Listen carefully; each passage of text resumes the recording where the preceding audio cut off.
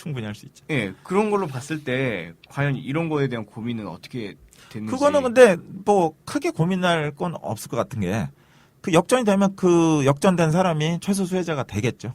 그러니까 그 사람의 삶의 개선을 증진시키는 사회제도로 가야겠죠. 아무래도. 이게 의도적으로 최소 수혜자의 지위에 계속 머물면서 그 혜택을 보고 싶어하는 사람들이 분명히 있을 거란 말이에요. 아, 그게 자유주의 입장에서 그 신자유주의 입장에서 그 얘기를 해요. 복지병에 걸렸다. 그래서 예, 정부가 인위적으로 재분배를 해서는 안 되는 가장 강력한 근거로서 그냥 자기가 최소 수혜자 입장에서 정부의 시혜적 정책만 그냥 타먹으려고 한다. 아, 이러면은 이 사회적 효율성이 팍팍 떨어져서 안 된다. 이런 아주 뭐 많은 또 비판 중에 하나죠. 근데 뭐 그렇게까지 할까요, 사람들이? 근데 중요한 거는 뭐 최저임금이 우리나라 워낙 낮잖아요. 그 네. 임금만 가지고 뭐 살기도 솔직히 어렵고. 근데 제가 또 아닌 한 거니까. 1년 동안 놀면서 네. 그 돈을 알바식으로 짬짜게 번 적이 있어요. 그러고 났더니 그 다음 해에 근로장려금이라는 게 나오더라고요. 한 200만 원이 나오는데 아 이게 아주 쏠쏠하더라고요. 월 200이요? 아니 연 200이죠. 그러니까 그렇죠. 그- 그럼 월 200이면 그것만 받지.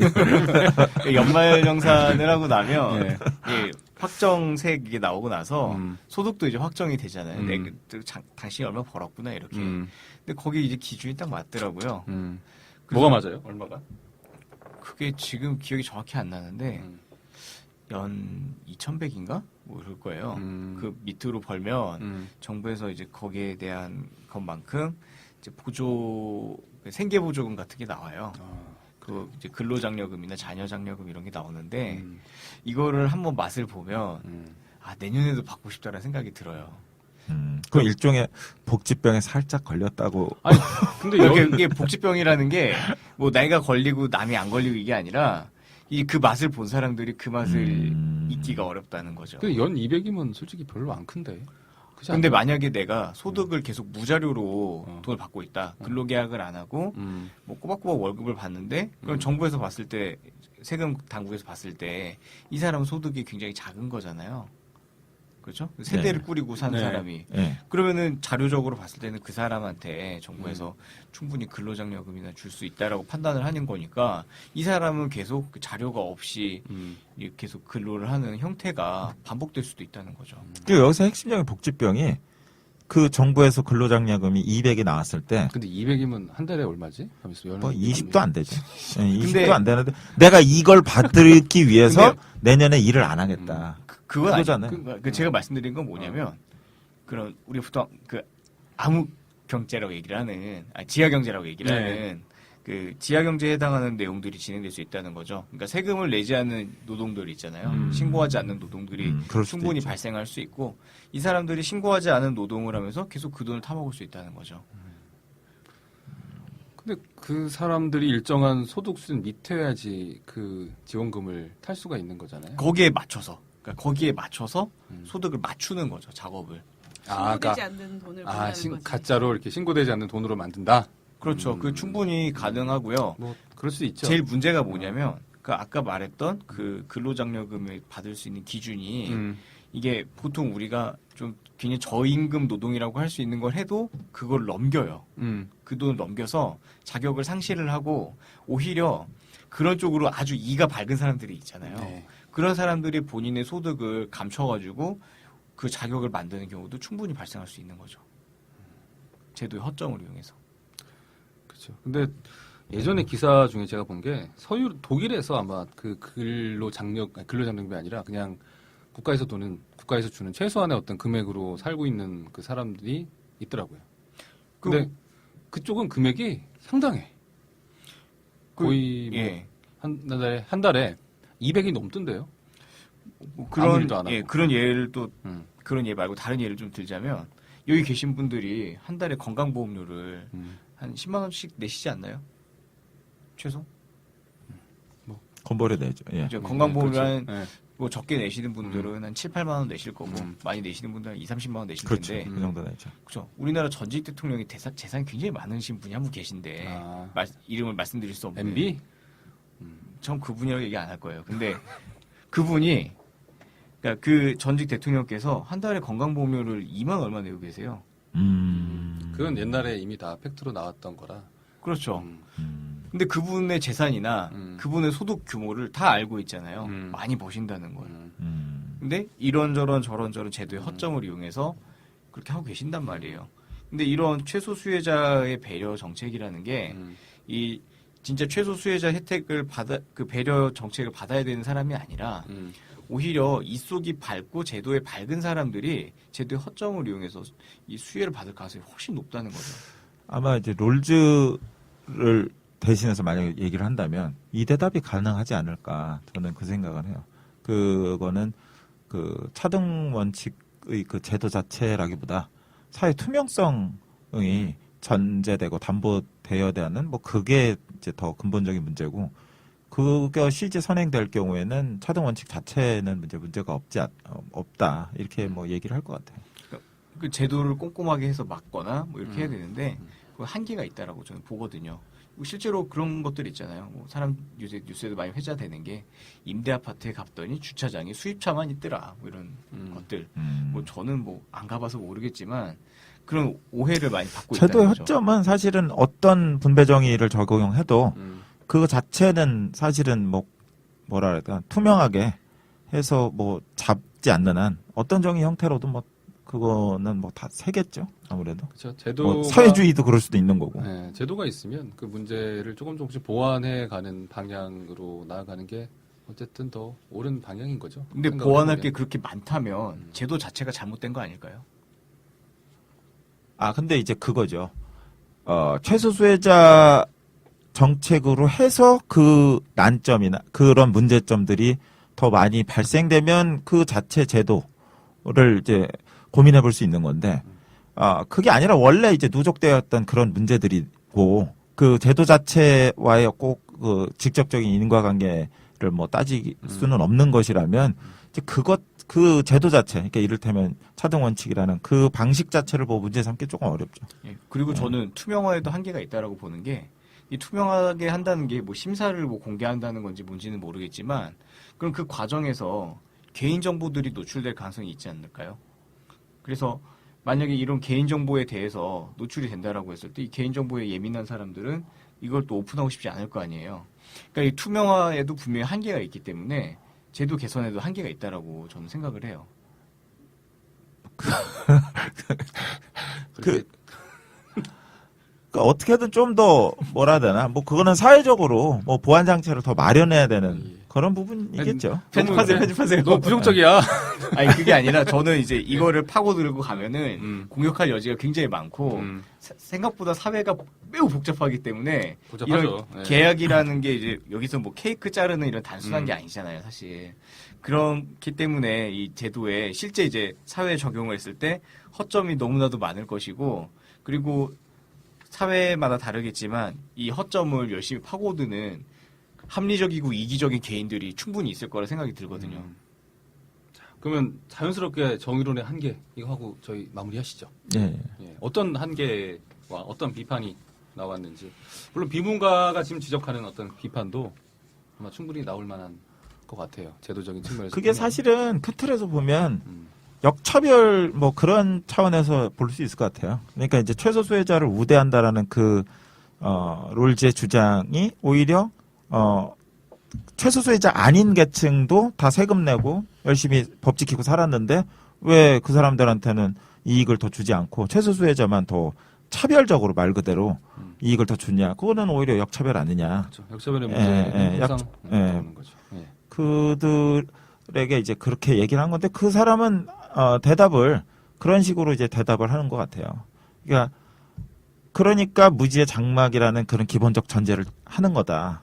왜냐하면은 누구도 그 판을 짜면 내가 인간으로서의 가장 기본적인 존엄성을 받을 수 있는 그것을 다 누리려고 하고 그리고 내가 그 입장에 처했을 때는 최소한의 그 존엄성을 누리려고 하는 거니까 그게 인간의 기본적인 합리적인 계산이니까 그들의 삶을 좀 더 차별적으로 더 증진시키는 것이 누구나 그런 생각을 할 수 있으니까 뭐 그런 식으로 이제 대답하는 것 같아요. 제일 나올 수 있는 비판이 어쨌든 역차별의 문제와 효율성의 문제인가요? 맞나요? 또 다른 비판이 뭔가 있어요? 그게 그것도 있고, 비판을 찾아보니까, 비판 많더라고요. 롤즈 비판이. 이게, 제가 어떤 느낌을 받았냐면, 예. 롤즈가 워낙 이제 좀 유명하고 큰 학자니까, 예. 롤즈를 속된 말로 한번 까면, 내가 뜨겠다. 이런 게 있어서, 학자들 사이에서도 약간 대박 심리로, 롤즈만 계속 공격하는, 그런 사람. 롤즈만 공격하면 자유주의적 입장에서 계속 비판하는 거예요? 그쪽 측면에서? 롤즈가 기본적으로 자유주의자이기 때문에. 아니, 자유지상주의, 신자유주의 입장에서 그러면 비판인가요? 아니면 다른 그러니까 그거죠. 이 사람이 자유주의 플러스 사회주의라고 아까 말씀드렸잖아요. 그러니까 어떻게 보면 좋게 보면은 균형이잖아요. 네. 양자를 포괄했다. 근데 나쁘게 보면 얘는 이것도 아니고 저것도 아니야? 그러니까 양쪽 입장으로부터 다 공격받는 거죠. 사회주의 입장에서는 자본주의의 구조적 모순을 극복하지 못하고 그 안에 그냥 포섭돼 버렸다. 이렇게 공격을 해버리고 자유주의자 입장에서는 방금 말씀하셨듯이 효율성이 떨어진다. 그렇게 되면 그런 이제 공격도 하는 거고 뭐 공동체주의자들도 공격을 하고 공동체주의자는 어떤 이제 샌델이 공동체주의자인데 샌델이 그 책을 통해서 직접적 공격한 거는 제가 못 찾아서 그런 건지 없는 건지 발견되지 못했는데 이제 다른 데서 일반적인 공동체주의자는 이거 조금 테크니컬한 건데 재미없으면 그냥 드러내세요. 이것도 고스란히 갑니다. 네? 드러낸다. 네. 귀찮거든요. 네. 그게 뭐라 해야 되나? 이 사람이 처음 전제가 개인을 전제했거든요. 네. 그러니까 개인. 타인의 이익에는 관심 없고 자기 이익을 철저히 추구하는 개인인들인데 내가 사회적으로 최소 수혜자의 입장에 처해 있을 경우 최소한의 어느 정도의 그런 인간적 보장은 받고 싶다. 네. 개인적 정의를 했는데 그런데 사회적으로 불평등을 용인했을 경우에 돈을 많이 번 이를테면 뭐 빌 게이츠라든지 마이클 조단이랄지 이런 사람들 돈을 많이 번 사람들은 돈을 많이 내라. 세금 같은 걸로. 왜냐하면 그게 당신만의 몫이 아니다. 공동체 전체와 함께 나눠야 된다. 그렇죠. 사회가 만들어준 부다라고 하는 예. 이제 그 입장. 이 사람이 이제 핵심적으로 강조하는 게 우연적인 것은 너만의 재산이 아니다라는 거거든요. 너의 타고난 재능, 너의 타고난 환경 이런 선천적인 것들은 사회에서 같이 태생된 거니까 네 것만이 아니니까 사회랑 나누자. 근데 이제 공동체주의자들이 이제 비판하는 것은 아니 애초 전제는 개인주의적 전제를 했는데 이 개인들 자기만 알고 있는 그런 합리적 개인이 왜 나눠야 돼? 그러니까 타인들과 같이 나누자라는 이 주장은 어떻게 나오는 거야? 이 개인 철저히 자기만 아는 개인이라는 전제에서 이렇게 이제 공동체주의자들은 좀 공격을 하더라고요. 그러니까 전제 자체가 틀렸다는 거예요. 롤스가. 그러니까 스스로 상충된다는 네, 거죠. 스스로 모순된다. 예. 그러네요. 제가 봤을 때는 이게 나중에 그런 게 가능한 것 같아요. 최소 수혜자를 이게 배려해주고 이런 것들이 이익 개선을 해주고 이런 것들이 정부 입장에서는 야 우리 이만큼 했으면 할 만큼 했어. 야, 더 이상 토달지 마. 이런 식으로 방패막이가 될 수 있는 좀 그런 어떤 명분, 핑계 이런 것을 좀 제공해주지 않나. 그 말씀을 아주 참 적절하게 잘해주셨는데 그거랑 연결되는 또 입장이 있어요. 그게 뭐냐면 롤즈는 최소 수혜자의 이익 개선을 어떻게 조금이라도 하면 아주 수치적으로 1만 올려도 사회적 불평등은 용인한다. 잖아요. 그럼 이를테면 사회 구조가 30 가져가는 사람이 있고요.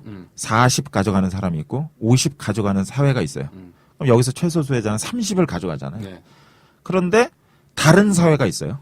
그 사회에서는 최소 수혜자가 31을 가져가요. 그런데 중위소득은 100을 가져가고 최상위 소득은 1000을 가져가요. 그럼 불평등은 훨씬 심해졌잖아요. 네. 그런데도 최소 수혜자의 수익은 1이 늘었잖아요. 네. 그러니까 제가 뒤에 말씀한 그 사회가 더 정의로운 사회가 되는 거 아니냐. 이렇게 공격을 하는 게 굉장히 많은 공격들이거든요. 그건 극단적인 공격 같은데. 그렇죠. 이게 굉장히 이론적인 너무 그냥. 이론적인 거고. 아니죠. 현실적으로 충분히 일어나고 있는 거죠. 그건 그렇게도 공격을 해요. 공격하는 사람들 입장에서 그렇게 해요. 과도하게 롤스를 비난하기 위한 비난으로 보인다는 거지. 이렇게 갈릴 수 있어요. 그걸 예. 의도하는 건 아니지만. 아니죠. 지금 한국의 상황이 충분히 그렇게 가고 있으니까 실제로 이제 복지를 확대해달라는 주장에 대해서 이제 기득권에서 하는 얘기가 야, 저 다른 나라들 이거 저거 봐라. 야, 우리나라는 이 정도면 진짜 잘해주는 거야라고 분명히 얘기하고 있잖아요. 오세훈이 하는 거네. 못 다른 나라. 특정인 이름이 이제 나오네요. 네. 아니 그 맞잖아. 그러니까 이런 이건 다 공개된 것만 얘기하는 거야. 그러니까 이런 반론이 이론적인 게 아니라 충분히 지금 우리 일상에서 지금 나오고 있는 반론이. 제가 아까 수치로 얘기한 거는 조금 이제 극단적인 수치고 실제로 불평등이 더 심화됐는데 최소 수익자 이익 조금만 더 개선되면 그 사회가 정의로운 거야라고 네, 확실히 그렇죠. 반문 네, 이제 그렇게 비판들을 얘기하죠. 해요. 네. 예. 예. 우리는 항상 비교한 대상이 있잖아요. 네. 북조선이라고. 아니 꼭 북조선이 아니라 아프리카 가서 내가 아프리카 가니까 이러이러했다. 우리나라 오니까 너무 아, 그거는 그분이 하시는 거고. 그 의미지 그 같은 의미라는 거. 아니, 그러니까 그게 아니에요. 제가 말씀드린 거 그런 분도 있고, 우리 동네에서 흔히 보는 어르신들이 예. 이제 그런 얘기 한다는 어떤 거죠. 얘기? 뭐, 뭐 편의점에서 최저시급 챙겨달라, 6,400원 챙겨달라 이렇게 얘기를 하면, 네. 그러니까 내년 6,400원이 되잖아요. 올해 6,030원인가 그렇고. 그 챙겨달라고 하면 야 어디 가면 뭐 있고 뭐 저기 있고 내가 어렸을 땐 이랬고 막 이러면서 과거랑 비교하고 그렇죠. 그다음에 이제 파주에서 차 타고 야, 좀더 지금 가면 많이 좋아진 네. 거야. 네, 어. 그런 얘기를 하잖아요. 나 800원 받았어. 뭐 이런 얘기 하죠. 그렇죠. 시급. 네. 기본적인 그 이게 아. 분명히 일어나고 있다는 거예요, 이 사회에서. 그럼 이 사회 살만하지. 뭘 더 달라는 거야? 뭐 10,000원씩 달라고 그러니? 뭐 네. 이런 얘기죠. 이 정도 해줬으면 됐지라는 네. 방패막이로서 활용이 된다는 거죠, 한국에서는. 그건 좀 약간 좀 다른 의미 같아. 생각을 해보면. 그런데 이제 요 네. 롤즈가 대답을 했대요. 음. 여기에 대해서 이게 오히려 불평등도가 더 심해지는 거 아니야? 그걸 당신은 정의라고 얘기를 할 거야라는 거에 대해서 롤즈는 자신이 그 기회의 균등이라는 이 사람이 3원칙이 있단 말이에요. 네. 그러니까 차등 원칙, 기회의 균등, 그다음에 자유보장 이 세 개가 있는데 기회의 균등, 그러니까 직업이나 자기가 진급하는 그것이 공정하다는 전제, 이것이 잘 지켜지는 사회면 그런 식의 말도 안 되는 불평등이 일어나지는 않는다. 라고 이 사람은 그건 솔직히 말하면 언론적으로 네, 언론적이긴 하고 상식적인 얘기지. 뭐 네, 그렇죠. 그런 예. 의미인 거죠. 근데 이게 쉽게 과연 얘기하면. 그게 이제 현실을 뭐 오롯이 담냐?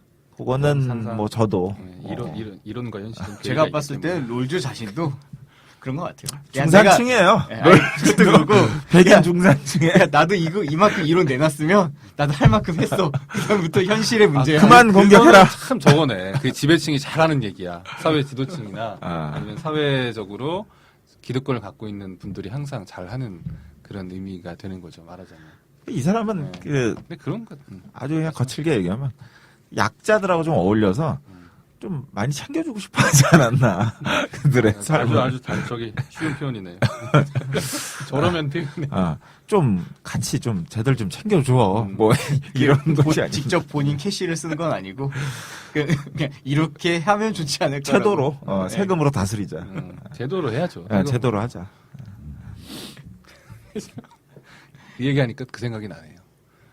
뭐 펀드 만들어서 뭐 하자라고 얼마 전에 대통령 이게 되나? 얼마 전에 네.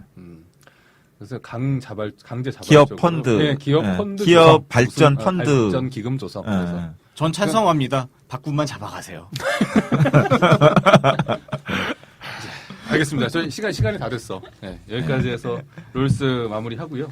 다음번에는 저희가 두 가지를 좀 생각을 해봤는데 될지 안 될지 모르겠습니다. 들으시는 분한테 외전을 하나 준비를 했는데 할지 안 할지는 다음번에 저희가 공개를 하겠습니다. 아주 재밌을 겁니다. 자, 이렇게 해서 롤스 얘기는 저희가 이제 정리를 하고 마무리를 하고 다음 주에 새로운 모습으로 다시 한번 만나 뵙겠습니다. 자, 마무리하시죠. 네.